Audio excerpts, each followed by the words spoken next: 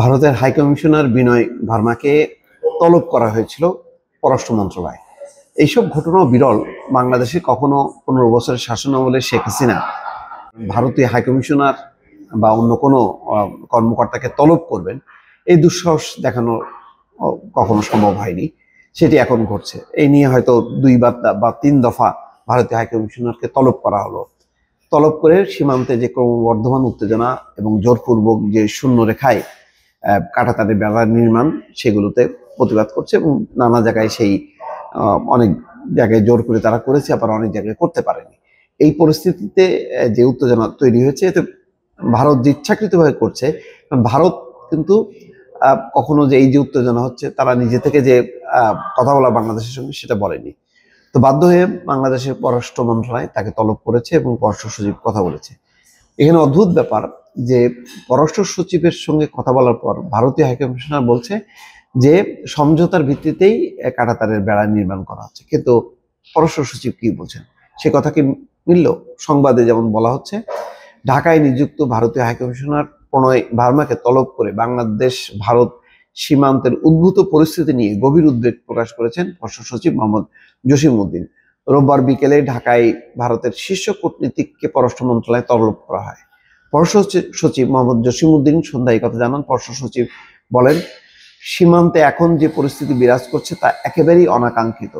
সম্প্রতি সীমান্তে বাংলাদেশের একজন নাগরিক প্রাণ হারিয়েছে। সব মিলিয়ে আমরা সীমান্ত পরিস্থিতি নিয়ে ভারতীয় হাইকমিশনের কাছে উদ্বেগ জানিয়েছি। পররাষ্ট্র সচিব বলছেন, সীমান্তের বর্তমান পরিস্থিতির উত্তরণে আগামী মাসে ভারতের দিল্লিতে বিজিপি বিএসএফ মহাপরিচালক পর্যায়ের বৈঠক আয়োজনের বিষয়ে ভারতীয় হাইকমিশনের সঙ্গে আলোচনা হয়েছে।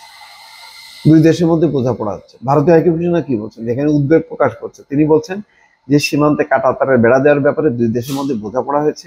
দুই দেশের সীমান্তরক্ষী বাহিনী ভারতের বিএসএফ এবং বাংলাদেশের বিজিবি সহযোগিতার মাধ্যমে সীমান্তে অপরাধ দমনের বিষয়ে কাজ করবে। প্রণয় ভার্মা বলছেন যে, আমি পররাষ্ট্র সচিবের সঙ্গে আলোচনা করেছি, অপরাধ মুক্ত সীমান্ত নিশ্চিতের ব্যাপারে ভারতের প্রত্যয় নিয়ে কথা বলেছি।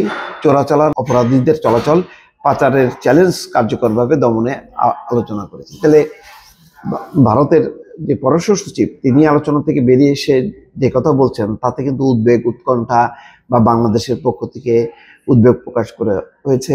আমরা এই উদ্বেগটা আমাদের সরকারকে জানাবো, যাতে কোনো সেরকম পরিস্থিতি না হয়। যা কিছু সেখানে কাঁটাতার নির্মাণ বা অবকাঠামো নির্মাণ হয়, সেটা যেন ভারতীয় প্রান্তে হয় এবং এতে যাতে আলোচনার মধ্য দিয়ে হয়। কিন্তু সেরকম কিন্তু কোনো কণ্ঠ নেই, বরং একদম উল্টা সুর। মনে হচ্ছে যেন মানে ভারত যা যা করছে সেটা বাংলাদেশের সঙ্গে আলোচনা করেই করছে। বিষয়টি কি তেমন? তার সাথে মানে প্রণয় ভার্মার কথার সঙ্গে বাংলাদেশের যে পররাষ্ট্র সচিব জসিম-উদ্দিন, তার কিন্তু কথার মিলছে না।